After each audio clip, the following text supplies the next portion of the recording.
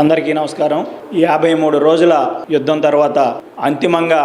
న్యాయం గెలిచిందని చెప్పడానికి మేము చాలా సంతోషిస్తున్నాం. ఏదైతే స్వర్గీయ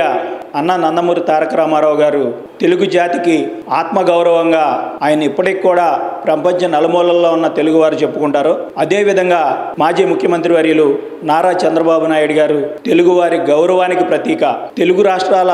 అభివృద్ధి ప్రదాత. తెలుగువారి అభివృద్ధి జరిగిందంటే కేవలం నారా చంద్రబాబు నాయుడు గారు ముఖ్యమంత్రిగా ఉన్న 14 సంవత్సరాల్లోనే జరిగిందని చెప్పడంలో ఏ విధమైన అతిశయోక్తి లేదు. 46 సంవత్సరాల సుదీర్ఘ రాజకీయ చరిత్రలో ఆయన మీద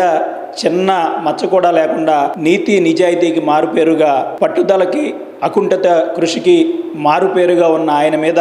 అవినీతి మరకలు అంటించాలని ఈ జగన్మోహన్ రెడ్డి అధికారాన్ని అడ్డం పెట్టుకుని పోలీసుని, సిఐడిని తన జేబు సంస్థగా చేసుకుని ప్రజల్లో తన ప్రభుత్వం మీద వస్తున్న వ్యతిరేకతను కప్పుపుచ్చడానికి 4.5 సంవత్సరాలుగా అధికారంలో ఉండి కూడా తన అసమర్థ నిర్ణయాలతో పరిపాలన చేతగాక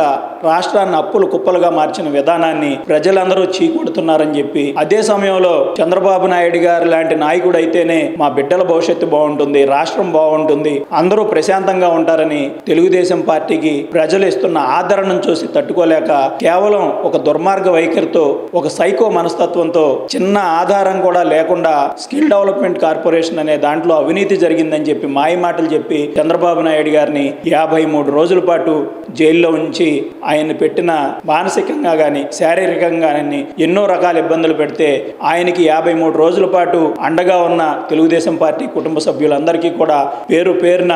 శిరస్సు వంచి పాదాభివందనాలు చేస్తూ ఈ 53 రోజులే కాదు, వచ్చే ఎలక్షన్లో ఈ జగన్మోహన్ రెడ్డిని అన్ని రకాలుగా ఈ పార్టీని ఆంధ్ర రాష్ట్రం నుంచి తరిమి కొట్టడంలో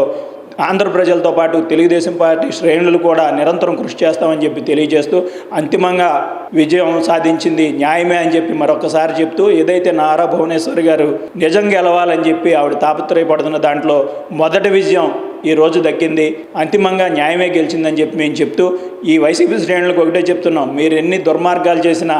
ఎన్ని రకాలుగా ప్రజలను మభ్యపెట్టాలని చూసినా, కోర్టులను అడ్డం పెట్టుకు చేయాలని చూసినా, సిఐడిని పోలీసులను అడ్డం పెట్టుకుని మీరు ఎన్ని కుట్రలు చేసినా అంతిమంగా న్యాయమే గెలుస్తుంది. ప్రజా కోర్టులో మీరందరూ దోషులుగా నిలబడే రోజులు కూడా త్వరలోనే ఉన్నాయని మీకు తెలియజేస్తూ, ఏదైతే నిన్న సాయంత్రం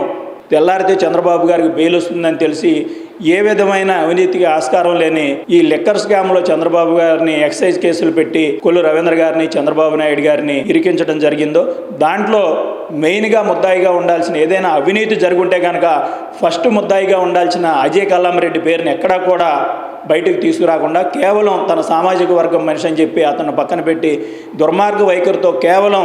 ఎన్నికల్లో ఇబ్బంది పెట్టాలి, తెలుగుదేశం శ్రేణులను భయపెట్టాలని మాత్రమే ఈ కేసులన్నీ పెడుతున్నారు. వీటిని చూసి మా కొల్లు రవీంద్ర గారు కానీ తెలుగుదేశం పార్టీ శ్రేణులు కానీ ఎక్కడా భయపడవని తెలియజేస్తూ, ఈ కేసులన్నింటినీ కూడా సమర్థంగా ఎదుర్కొని ప్రజాక్షేత్రంలో ఈ వైసీపీని బంగాళాఖాతంలో కల్పించడానికి మేమందరం కృషి చేస్తామని తెలియజేస్తున్నాం.